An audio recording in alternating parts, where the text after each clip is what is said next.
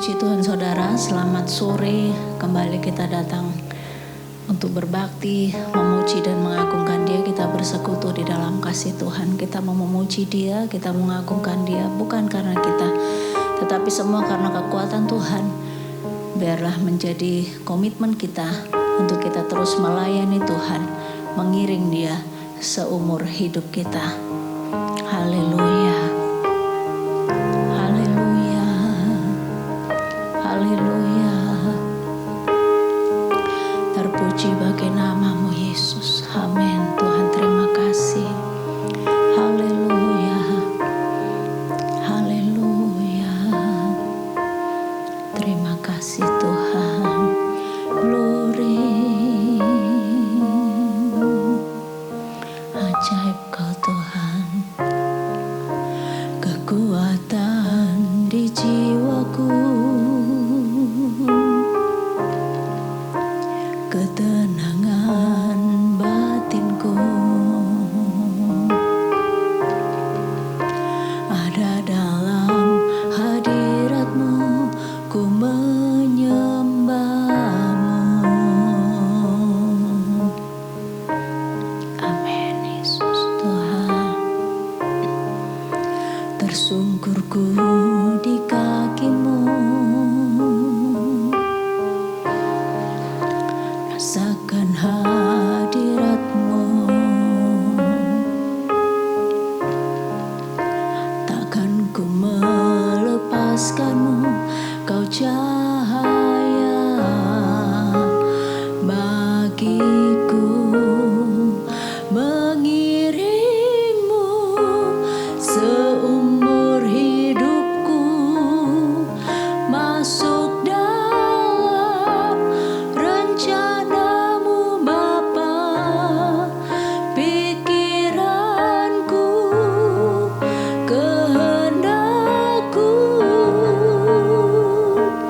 ku serahkan padamu, harapanku hanya di dalam-Mu, ku kan teguh bersama-Mu Tuhan, jadikanku bejana-Mu untuk kemuliaan-Mu. Haleluya. Haleluya. Terima kasih Tuhan. Kekuatan di jiwaku, ketenangan batinku, ada dalam hadirat-Mu, ku menyembah-Mu.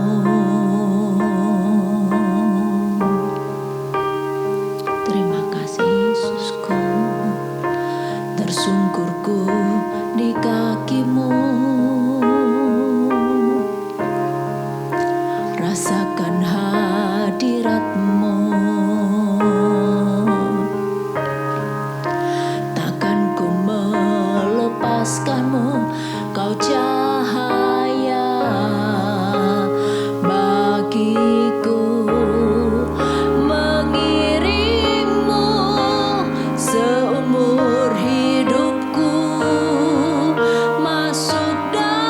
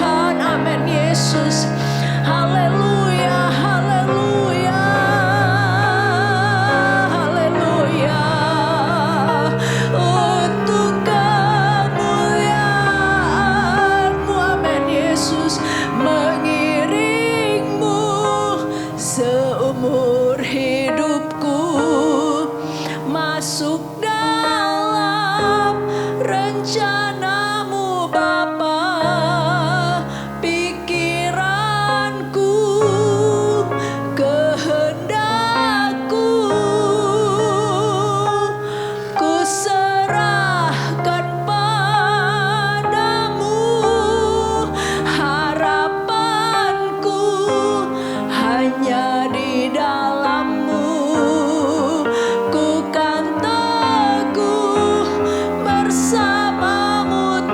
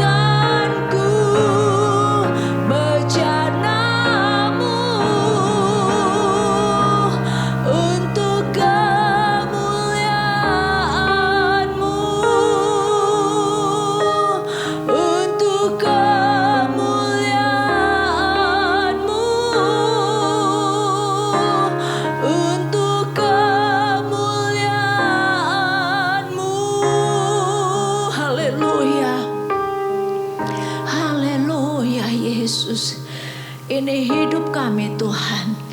Kami serahkan sepenuhnya ke dalam tangan-Mu untuk kemuliaan nama-Mu Yesus. Biar hidup kami menjadi berkat dimanapun kami berada Tuhan. Kami menjadi pribadi yang menyenangkan hati-Mu. Kami menjadi bejana yang indah di pandangan mata-Mu, perabot yang mulia Tuhan di hadapan-Mu. Sebab itu tolong kami Tuhan. Tolong kami Yesus, kami mau kuat terus di dalam Engkau. Beri kekuatan kepada kami Tuhan dalam menghadapi setiap proses yang Tuhan kerjakan. Membentuk kami menjadi bejana yang indah Tuhan. Kuatkan dan teguhkan kami terus Yesus. Biar firman-Mu yang akan kami dengarkan Tuhan, ini memberikan kekuatan kepada kami, meneguhkan iman kami Tuhan. Membentuk kami Yesus, memproses kami Tuhan, menyatakan kesalahan kami, mengajar kami, dan membawa kami untuk tetap ada dalam kebenaran firman-Mu, ada di dalam rencana dan kehendak-Mu yang mulia. Tuhan Yesus, terima kasih. Ini kami Yesus, berkenanlah akan pujian penyembahan kami pada sore hari ini. Ampuni dosa salah kami Tuhan, dan layakkan kami di hadapan-Mu. Berkati dan urapi hamba-Mu yang sebentar akan menyampaikan kebenaran firman. Berfirmanlah kepada kami Tuhan. Kami siap mendengar dan melakukannya. Terpuji bagi nama-Mu Yesus, sempurnakan doa sembahyang kami ini. Kami serahkan semua di dalam nama Yesus. Haleluya.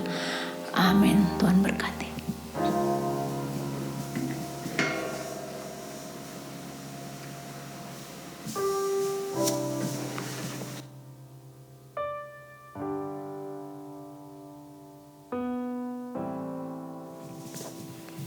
Baik, puji Tuhan, selamat sore, selamat kita mendengarkan firman Tuhan.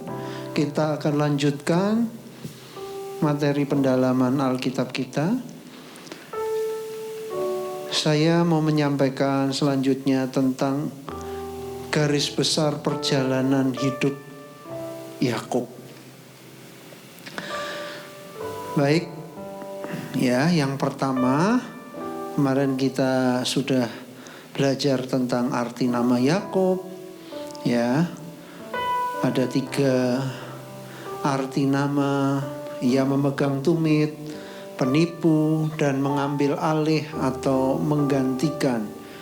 Selanjutnya juga Yakub adalah seorang yang tenang, komplit, perfect, seorang yang tidak bersalah secara moral, seorang yang berintegritas. Nah, sekarang kita belajar, kita bisa catat tentang garis besar kehidupan Yakub. 1, Yakub adalah anak kedua dari Ishak dan Ribkah. Itu sudah kita baca, sudah kita pelajari. Kejadian 25 ayat 21 sampai 26. Kejadian 25 ayat 21 sampai 26. Kemudian dicatat di tempat lain lagi, 1 Tawares 1 ayat 34. Ya, ini poin pertama garis besarnya. Yakub adalah anak kedua dari saudara kembar, ya. Kemudian yang kedua, poin 2, ia membeli hak kesulungan dari Esau. Itu dicatat, ya, ia membeli hak kesulungan dari Esau. Itu dicatat di dalam Kejadian 25 ayat 29 sampai 34. Kejadian 25 ayat 29 sampai 34. Jadi saudara, kita melihat kelemahannya Esau digunakan oleh Yakub. Kelemahannya meremehkan hak kesulungan dan dibeli. Kenapa pakai istilah dibeli? Karena ada sesuatu jadi imbalannya. Barter. Apa yang dibarter? Sepiring sup kacang merah sama roti. Nah, saudara, begitu rendahnya ya Esau menghargai hak kesulungan. Jadi harganya di matanya Esau itu cuma sepiring makanan. Ya, dibeli. Kemudian yang ketiga, Yakub menipu Ishak untuk mendapat berkat kesulungan. Yakub menipu Ishak ayahnya untuk mendapat berkat kesulungan. Itu dicatat di dalam kitab Kejadian pasal 27. Kejadian 27 ayat 1 sampai 37. Kita sudah tahu kisahnya. Sebetulnya Yakub tidak punya keberanian, tetapi karena didorong oleh ibunya yang mengasihi dia, Ribka. Karena Ribka begitu mengasihi Yakub, anak yang penurut, yang berintegritas, saudara, yang tidak mengecewakan orang tua. Karena Esau sudah lebih dulu berumah tangga, Yakub belum. Dan istri-istri Esau membuat Ishak maupun Ribkah merasa pedih hatinya. Saudara, kita melihat kalau Ribkah tidak rela karena melihat karakter anak sulungnya ini. Ribkah tidak rela kalau berkat kesulungan itu jatuh kepada Esau. Karena dilihat Esau ini seorang free man, orang yang tidak mau diatur. Ya, Esau kan dikenal sebagai seorang pemburu yang mahir dan suka berpetualang. Diterjemahkan orang bebas. Orang yang tidak mau terikat aturan, saudara. Jadi suka-sukanya dia. Nah, melihat karakter yang buruk ini, Ribkah tidak rela berkat kesulungan itu jatuh ke dua-duanya anaknya, anak yang dikandung dan dilahirkan. Tetapi melihat karakter yang buruk ini, ibunya tidak rela. Karena itu sampai Ribkah mendorong mendorong Yakub. Maaf, saya ralat, salah ngomong. Mendorong Yakub sampai Ribkah berani. Yakub ngomong, "Ma, nanti kalau saya dianggap mengolok-olok Bapak gimana, Ma? Karena kakakku tuh seorang yang berbulu, sementara aku kulitku licin. Beda jauh. Tidak ada kemiripan." Ribkah sampai berani mengambil resiko. "Nak, kalau sampai bapakmu mengutuk, nanti biar mama yang menanggung kutuknya." Wow. Sebetulnya ngajarin ini salah juga ya. Ngajarin nipu bapaknya salah. Tetapi kita melihat karena ya memang itu kehendak Tuhan juga, keputusan Tuhan. Tetapi kita melihat dari pribadi Ribkah memang tidak rela. Jadi saya mau ingatkan melalui PA ini juga, hati-hati dengan karakter kita. Saudara, kalau karakter kita buruk, hati-hati. Kita bisa tidak diberkati gara-gara karakter kita. Maaf, ada karakter hobi ngutang. Hobi berutang, tapi tidak hobi membayar utang. Itu karakter buruk. Hobi pinjam, tapi tidak hobi mengembalikan. Itu karakter buruk. Karakter susah diatur. Hati-hati, itu semua nanti bukan mendatangkan keuntungan.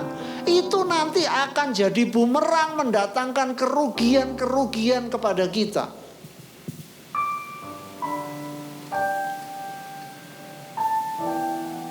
Firman Tuhan juga katakan, siapa berbelas kasihan kepada orang, dia sedang melakukan untuk dirinya sendiri. Jadi saudara, apapun yang kita lakukan kepada orang lain, ingat baik-baik, itu juga sedang kita lakukan untuk diri kita. Mari sambil dengar firman Tuhan, bagaimana dengan karakter kita? Jangan bangga kalau orang tua kita, anak-anak muda, orang tua kita sudah nyerah dengan kita. Akhirnya papaku nyerah kalah. Akhirnya mamaku angkat tangan. Loh, jangan bangga. Ada yang salah ini. Kalau kita mempertahankan kebenaran firman Tuhan, bagus. Tetapi kalau kita mempertahankan ego kita, kebiasaan perilaku kita yang buruk, sampai orang nyerah, terserah dah kamu mau ngapain, itu salah. Jangan sampai itu terjadi.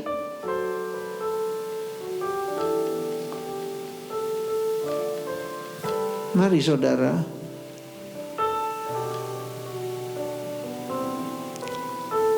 Yakob menipunya di mana?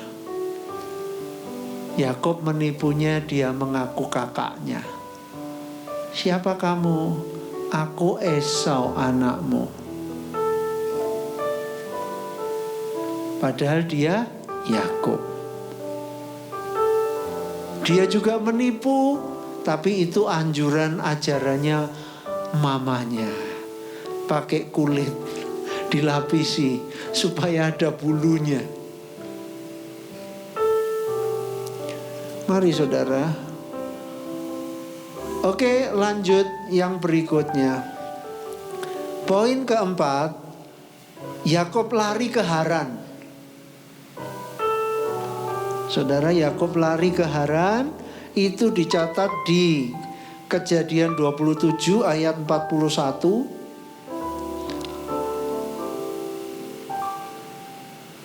Kejadian 27 ayat 41 sampai Kejadian 28 ayat 5. Ada dua hal yang menyebabkan Yakob lari. Satu, dendam kakaknya Esau. Yang kedua, dia bukan lari tanpa sepengetahuan ayahnya, tidak. Tetapi justru ayahnya dan ibunya menyuruh dia pergi untuk mencari istri. Jadi ada dua alasan kenapa Yakob lari ke Haran. Satu, dendam Esau kakaknya. Yang kedua, karena memang disuruh pergi sama ayah ibunya untuk mencari pasangan hidup, supaya jangan dapat istri yang juga menyakiti hati orang tua. Kembali anak-anak muda, hati-hati pasangan hidup ya. Berdoa baik-baik. Ya, berdoa baik-baik. Pasangan hidupmu akan sangat mewarnai hidupmu. Pasangan hidupmu juga bisa merubah sifat karaktermu. Engkau dulunya sayang orang tuamu. Pasangan hidupmu bisa merubah, membuat engkau tidak peduli dengan orang tuamu. Nah, ini bahaya. Jadi mari belajar baik-baik. Ya, kalau mau cari pasangan hidup, buka mata lebar-lebar, buka telinga lebar-lebar. Maksudnya apa? Lihat baik-baik itu. Bukan masalah cantiknya, gantengnya, bukan. Lihat baik-baik. Sifatnya seperti apa, karakternya seperti apa. Buka telinga baik-baik. Dengarkan orang ngomong tentang dia. Jangan sampai rasa suka itu membuat mata kita buta. Anak-anak muda, rasa sukamu membuat engkau tidak bisa melihat bagaimana dia sebenarnya. Itu salah. Mumpung belum, buka mata lebar-lebar, buka telinga lebar-lebar. Dengarkan orang tua juga. Baik ya. Selanjutnya saya ingin saudara poin yang kelima. Jadi lari ke Haran. Saudara, kalau saudara tidak ada salahnya kita baca dulu ayat di dalam pasal 27 ayat 41. Coba kita lihat Kejadian 27 ayat 41. Esau menaruh dendam kepada Yakub karena berkat yang telah diberikan oleh ayahnya kepadanya. Lalu ia berkata kepada dirinya sendiri, hari-hari berkabung karena kematian ayahku itu tidak akan lama lagi. Pada waktu itulah Yakub adikku akan kubunuh. Ketika diberitahukan perkataan Esau anak sulungnya itu kepada Ribka, maka disuruhnyalah memanggil Yakub anak bungsunya, lalu berkata kepadanya, Esau kakakmu bermaksud membalas dendam, membunuh engkau. Jadi sekarang anakku, dengarkanlah perkataanku, bersiaplah engkau dan larilah kepada Laban saudaraku di ke Haran. Dan tinggallah padanya beberapa waktu lamanya sampai kegeraman dan kemarahan kakakmu itu surut daripadamu dan ia lupa apa yang telah engkau perbuat kepadanya. Kemudian aku akan menyuruh orang menjemput engkau dari situ. Mengapa aku akan kehilangan kamu berdua pada satu hari juga? Kemudian Ribka berkata kepada Ishak, aku telah jemu hidup karena perempuan-perempuan Het itu. Jikalau Yakub juga mengambil seorang istri dari antara perempuan negeri ini, semacam perempuan Het itu, apa gunanya aku hidup lagi? Kemudian Ishak memanggil Yakub dan memberkati dia serta memesankan kepadanya. Katanya, janganlah mengambil istri dari perempuan Kanaan. Bersiaplah pergi ke Padan Aram, ke rumah Betuel ayah ibumu, dan ambillah dari situ seorang istri dari anak-anak Laban saudara ibumu, dan seterusnya. Kita melihat Ishak juga melepas, ya, diberkati lagi. Sebelum dilepas didoakan, diberkati. Terus ayat selanjutnya tadi, moga-moga Allah yang Maha Kuasa memberkati engkau, membuat engkau beranak cucu dan membuat engkau menjadi banyak, sehingga engkau menjadi sekumpulan bangsa-bangsa dan seterusnya. Haleluya. Untuk seorang yang perfect, tenang, ada berkat. Amin. Amin. Orang yang berintegritas ada berkat, saudara. Renungkan baik-baik. Yakub bukan seperti Esau, orang yang mau bebas dari aturan. Nah ini, anak-anak muda, lihat dirimu baik-baik. Engkau termasuk orang-orang yang mudah diatur atau susah diatur? Engkau termasuk penurut atau seorang yang suka menabrak aturan? Termasuk firman Tuhan. Hati-hati. Ya, baik, ini poin, kalau menurut saya ini poin terindah, poin 5. Yakub bermimpi di Betel. Saya pikir setiap kita yang belum punya pengalaman dengan Tuhan harus punya pengalaman Yakub di sini, di poin 5. Yakub bermimpi di Betel. Yakub dulunya belum pernah alami perjumpaan pribadi dengan Tuhan. Yakub cuma mendengar cerita Ishak ayahnya. Dia dengar cerita Ribka ibunya tentang Tuhan. Nah ini perhatikan, cerita tentang Tuhan, tetapi dia belum mengalami Tuhan. Saudara, ada banyak orang Kristen, dia cuma mendengar cerita tentang Tuhan, tapi dia tidak punya pengalaman dengan Tuhan.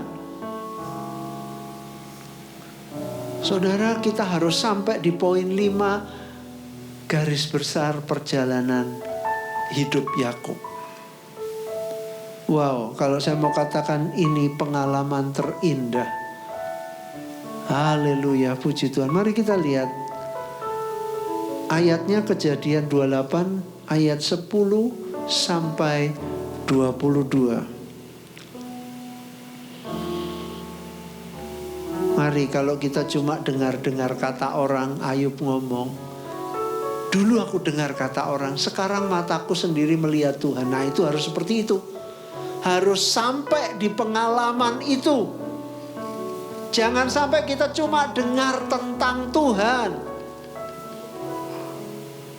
Di Alkitab juga dikatakan bangkit satu generasi yang tidak mengenal Tuhan. Sesudah pendahulu-pendahulunya mengalami Tuhan, alami peperangan, alami kuasa Tuhan.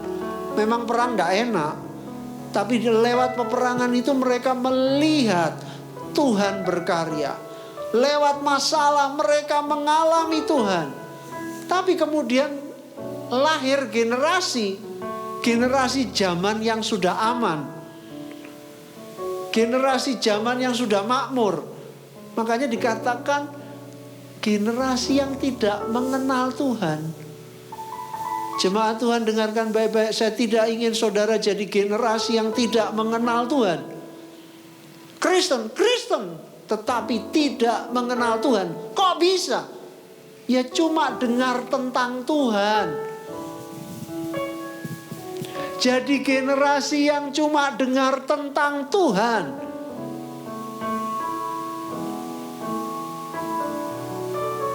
Coba dicatat baik-baik, direnungkan. Saya sudah mengalami Tuhan belum? Atau saya memang generasi yang sampai saat ini baru mendengar tentang Tuhan?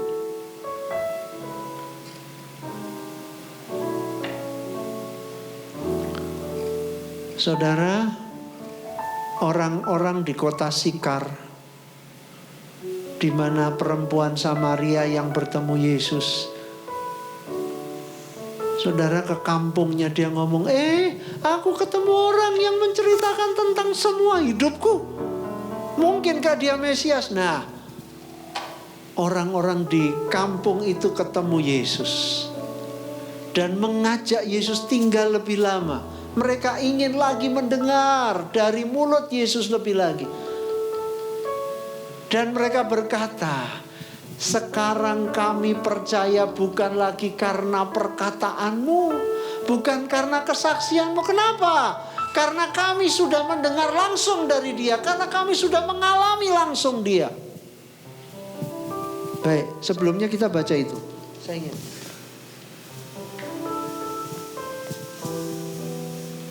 Yohanes pasal 4, coba tengok.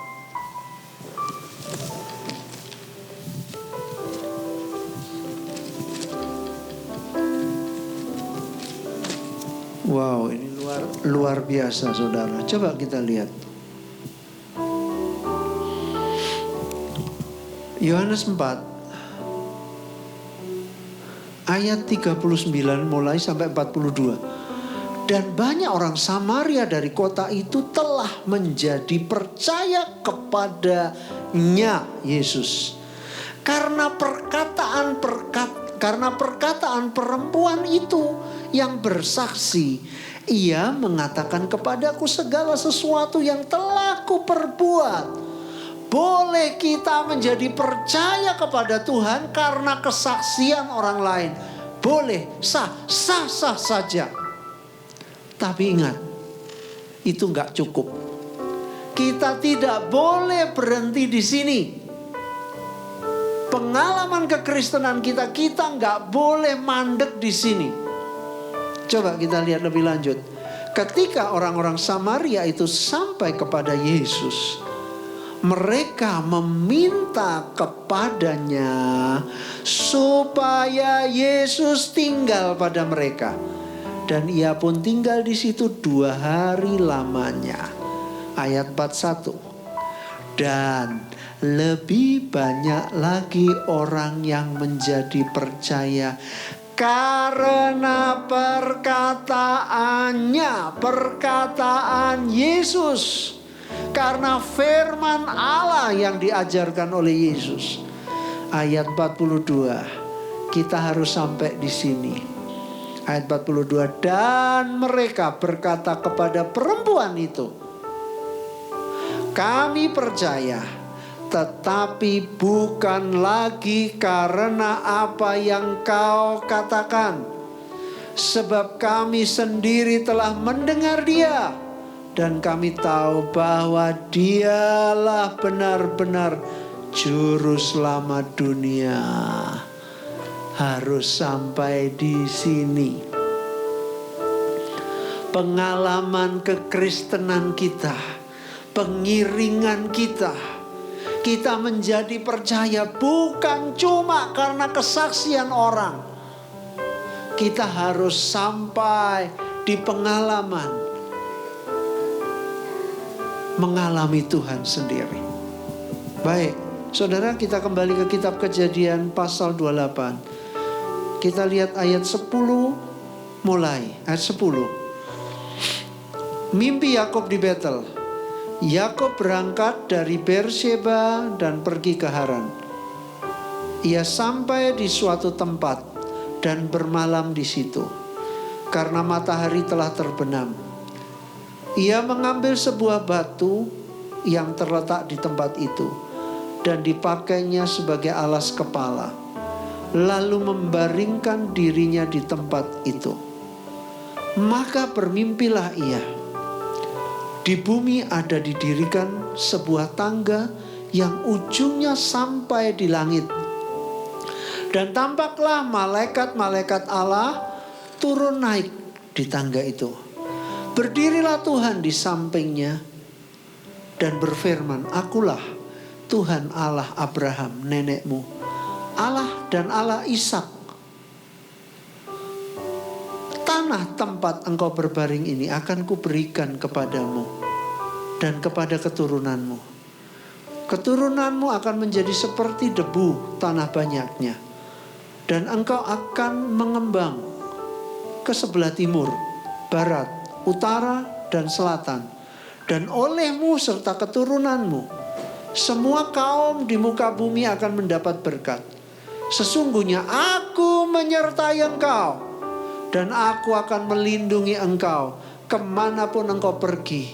Dan aku akan membawa engkau kembali ke negeri ini, sebab aku tidak akan meninggalkan engkau, melainkan tetap melakukan apa yang kujanjikan kepadamu. Ketika Yakub bangun dari tidurnya, berkatalah ia, sesungguhnya Tuhan ada di tempat ini, dan aku tidak mengetahuinya. Ia takut dan berkata, alangkah dahsyatnya tempat ini. Ini tidak lain dari rumah Allah. Ini pintu gerbang surga. Keesokan harinya pagi-pagi, Yakub mengambil batu yang dipakainya sebagai alas kepala dan mendirikan di situ menjadi tugu dan menuang minyak ke atasnya. Ia menamai tempat itu Betel. Dahulu nama kota itu Luz. Lalu bernasarlah Yakub, jika Allah akan menyertai dan akan melindungi aku di jalan yang kutempuh ini, memberikan kepadaku roti untuk dimakan dan pakaian untuk dipakai, sehingga aku selamat kembali ke rumah ayahku, maka Tuhan akan menjadi Allahku. Dan batu yang kudirikan sebagai tugu ini akan menjadi rumah Allah. Dari segala sesuatu yang engkau berikan kepadaku, akan selalu kupersembahkan 1/10 kepadamu. Wow. Saya merinding membaca ini, luar biasa. Saudara, Yakub yang cuma dengar tentang Tuhan, di luar dugaan, di luar perkiraannya, dalam perjalanan matahari mulai terbenam, dan dia tidak mungkin melanjutkan perjalanannya. Tidak dicatat sudah berapa lama dia berjalan, tidak dicatat. Yang jelas dia mencari batu untuk menjadi bantal. Dia berbaring dan istirahat. Saudara, ingat baik-baik ya. Usaha kita mencari Tuhan bisa sia-sia, tapi Tuhan yang menyatakan diri Jadi saudara, kalau kita bisa kenal Tuhan, itu bukan karena kita pintar, tidak. Saudara, ketahuilah Tuhan yang hadir menyatakan dirinya. Sebab kalau Tuhan tidak menyatakan dirinya, kita nggak akan bisa mengenal Dia. Saudara, luar biasa pengalaman Yakub di Betel. Yakub yang memberi nama Betel, rumah Allah. Rumah Allah. Di luar dugaan, Yakub bermimpi. Dia melihat tangga sampai di langit. Malaikat Allah turun naik. Dan Tuhan lewat mimpi itu tadi dikatakan Tuhan berfirman kepada Yakub. Janji penyertaan Tuhan kepada Yakub. Wah, luar biasa saudara. Saya bersuka cita membaca ayat ini. Yakub yang dulu cuma dengar tentang Tuhan, di saat ini, di ayat yang kita baca, Yakub mengalami Tuhan. Karena itu dia bernasar, kalau Tuhan menyertai aku, menjaga aku, memberi aku cukup makan, cukup minum, cukup pakaian. Luar biasa. Pengalaman yang luar biasa. Saudara, kita harus sampai di poin ini. Kalau ada di antara saudara yang belum alami ketemu Tuhan, saudara minta, Tuhan, aku mau sampai di pengalaman Yakub ini. Yakub bermimpi di Betel. Bukan mimpi aneh-aneh. Bermimpi bertemu Tuhan. Haleluya. Saudara, biarlah malam hari ini kita buka hati untuk Tuhan. Haleluya. Mari alami Tuhan. Alami Tuhan saudara. Haleluya, haleluya. Luar biasa janji Tuhan. Luar biasa. Bahkan kalau kita baca terus. Apakah Tuhan meninggalkan Yakub? Tidak. Tuhan menepati janjinya kepada Yakub. Biarlah malam hari ini saudara, kalau ada di antara saudara yang mungkin juga saudara merasa saudara cuma tahu tentang Tuhan, saudara belum mengalami Tuhan, saudara merasa kok Tuhan jauh ya. Saudara, mari buka hati, izinkan Dia melawat. Dia mengasihi kita. Alami pengalaman luar biasa bersama Tuhan. Saya tidak panjangkan firman Tuhan. Haleluya. Haleluya. Haleluya. Haleluya. Ku taat perintah-Mu.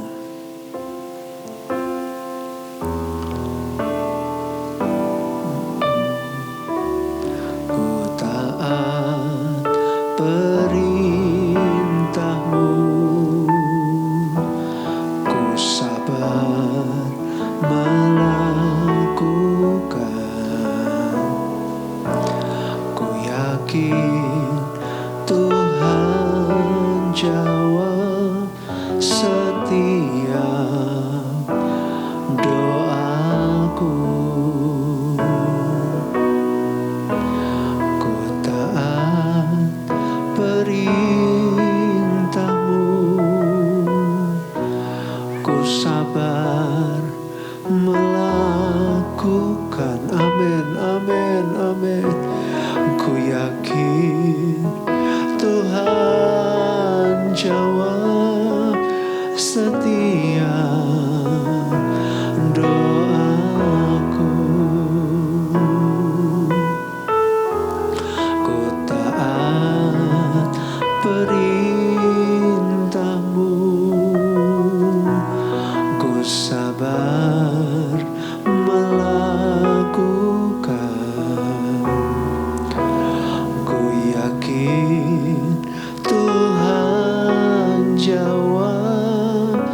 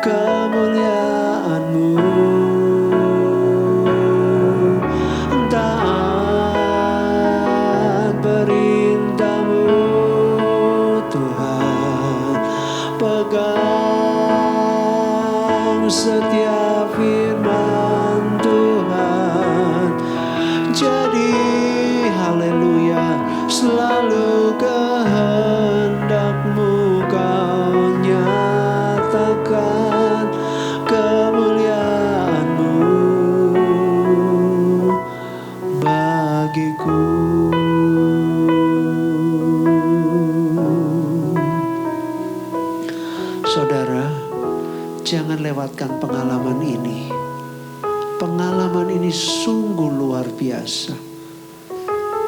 Saudara, pengalaman ini tidak pernah terlupakan atau dilupakan oleh Yakub. Bahkan kisah selanjutnya, Alkitab mencatat Yakub kembali ke Betel. Dia mengingat saat pertama bertemu dengan Tuhan. Haleluya. Haleluya, haleluya. Pengalaman yang luar biasa, saudara. Saat pertama kita bertemu dengan Dia, saat yang tidak dapat terkatakan, luar biasa. Haleluya, haleluya, haleluya. Mari alami Tuhan. Jangan cuma jadi angkatan yang cuma mendengar tentang Tuhan. Alami kehadirannya, alami Dia nyata. Haleluya, pengalaman Betel menguatkan Yakub. Dia tahu Allahnya menyertainya. Pengalaman itu pengalaman yang sangat dahsyat. Haleluya, haleluya, haleluya. Saya tahu Roh Allah sedang bekerja, saudara. Mari dimanapun engkau sedang mendengarkan firman ini, buka hatimu, buka hatimu. Saya tahu Roh Allah sedang bekerja. Saya tahu Roh Allah sedang bekerja. Haleluya. Haleluya, haleluya, haleluya. Haleluya, haleluya. Yesus, haleluya, haleluya. Kami sembah, kami puji Engkau. Haleluya, haleluya, haleluya. Sungguh indah Engkau Tuhan. Luar biasa Engkau. Bukan hebat kuat kami. Terima kasih Tuhan, Engkau menyatakan diri-Mu kepada kami. Engkau membuat kami mengerti, mengenal-Mu. Tuhan, terima kasih, terima kasih. Tuhan, kalau ada di antara umat-Mu yang belum pernah mengalami pengalaman yang Yakub alami, biarlah lawat mereka Tuhan, supaya mereka tidak menjadi angkatan yang tidak mengenal Tuhan. Mereka hanya menjadi angkatan yang tahu tentang Tuhan, tetapi mereka tidak mengalami Engkau nyata. Engkau hadir, Engkau hidup, Engkau berkarya. Tuhan, jamah umat-Mu, jamah umat-Mu. Malam hari ini jamah mereka Tuhan. Jamah mereka Tuhan. Jamah mereka Tuhan. Jamah kami semua Tuhan. Jamah oleh Roh-Mu. Jamah Tuhan, jamah. Terima kasih Bapa, terima kasih, terima kasih. Terima kasih Roh Kudus, terima kasih buat hadirat-Mu. Makasih untuk berkat firman-Mu, pengajaran kebenaran firman-Mu. Kami tidak mau firman-Mu gugur Tuhan. Kami berdoa seperti Samuel. Engkau tidak membiarkan firman-Mu gugur dari Samuel. Tuhan, kami minta itu kepadamu. Jangan biarkan firman-Mu gugur dari hidup kami. Tapi mari meteraikan setiap firman di dalam hati kami. Firman itu menjadi rema. Firman itu hidup di dalam kami. Makasih Bapa, berkati setiap umat-Mu, pribadi lepas pribadi, berkati iman percaya mereka supaya berakar, bertumbuh, kokoh, kuat, berbuah. Oh juga Tuhan, berkati rumah tangga, berkati usaha pekerjaan, Bela setiap pergumulan umat-Mu, apapun yang sedang digumuli umat-Mu. Nyatakan kuasa-Mu supaya Engkau dipermuliakan Tuhan. Kalau ada yang sakit, sembuhkan di dalam nama Yesus. Tuhan tolong. Terikat Tuhan, lepaskan Tuhan, bebaskan supaya nama-Mu dipermuliakan. Terima kasih juga untuk jiwa-jiwa baru yang Kau kirimkan Tuhan. Tuhan, nyatakan kemuliaan-Mu. Genapi janji-Mu, kami percaya Engkau mengutus kami, memberi kami kuasa untuk memberitakan Injil dan mujizat, tanda-tanda heran menyertai. Bukan untuk kami, Engkau lihat hati kami Tuhan, supaya setiap lutut bertelut, lidah mengaku Yesus Kristus adalah Tuhan. Ini kerinduan kami, keselamatan jiwa-jiwa. Terima kasih Bapa. Berdoa untuk kondisi bangsa negara kami Indonesia. Tuhan, Engkau berkuasa atas COVID-19 Tuhan. Kami percaya Engkau berkuasa atas segala sesuatu. Biarlah kehendak-Mu yang jadi Tuhan. Kami percaya kalau Engkau menghendaki berhenti, itu pun tidak sulit bagi-Mu. Tuhan Yesus, kami mohon belas kasihan-Mu supaya bangsa kami alami pemulihan. Terima kasih untuk orang-orang yang sembuh. Tuhan, kami juga berdoa, Tuhan, biarlah semakin sedikit orang yang terpapar. Tuhan Yesus, tolong para medis, Tuhan berkati, sehat, kuatkan, lindungi. Tuhan juga tolong pemerintah negara kami, supaya hikmat-Mu, pertolongan anugerah-Mu menyertai, sehingga bangsa kami alami pemulihan. Terima kasih Bapa. Lingkungan kami, kota kami, biarlah Tuhan Kau berikan kesejahteraan, keamanan, jauh dari huru-hara kekacauan, jauh dari sakit, penyakit, wabah. Tuhan, lalukan semua. Dan biarlah Tuhan, kuasa Tuhan nyata. Tuhan, terima kasih Bapa, kami bersyukur. Berkati semua yang melayani. Kami serahkan semua. Kami akhiri ibadah kami di dalam nama Yesus. Tuhan memberkati. Haleluya. Amin.